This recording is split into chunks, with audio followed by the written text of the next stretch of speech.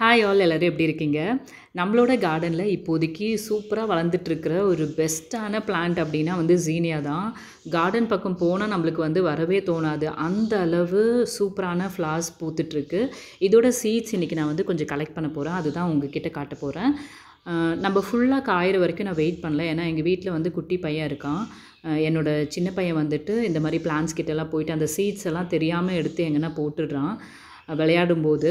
அதனால் அப்பப்போ காயும் போதே கொஞ்சம் கொஞ்சம் சீட்ஸ் நான் எடுத்து வச்சிட்ருக்கேன். ஏன்னா அவ்வளோ அழகாக இருக்குது ஃப்ளார்ஸ் எல்லாமே.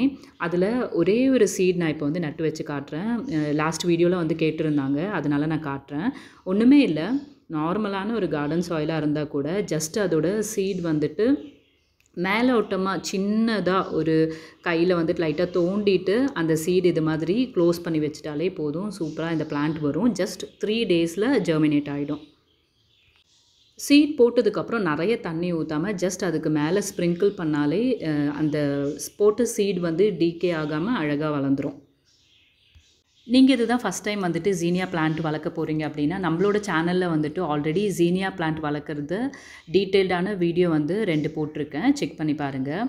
ஆனால் ரொம்ப ஈஸி இந்த பிளான்ட் வளர்க்குறது. நிறைய கேரும் வேண்டாம்.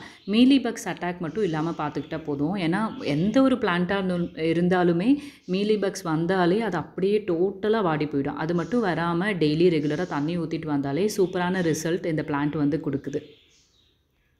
சீட்ஸ் காய காய சேஃபாக எடுத்து வச்சுக்கணும். அந்த மாதிரி இந்த பிளான்ட்லேயே நிறைய கலர்ஸ் இருக்குது. நெக்ஸ்ட் டைம் ஊருக்கு போகும்போது அந்த சீட்ஸும் எடுத்துகிட்டு வளர்த்துட்டு நான் காட்டுறேன்.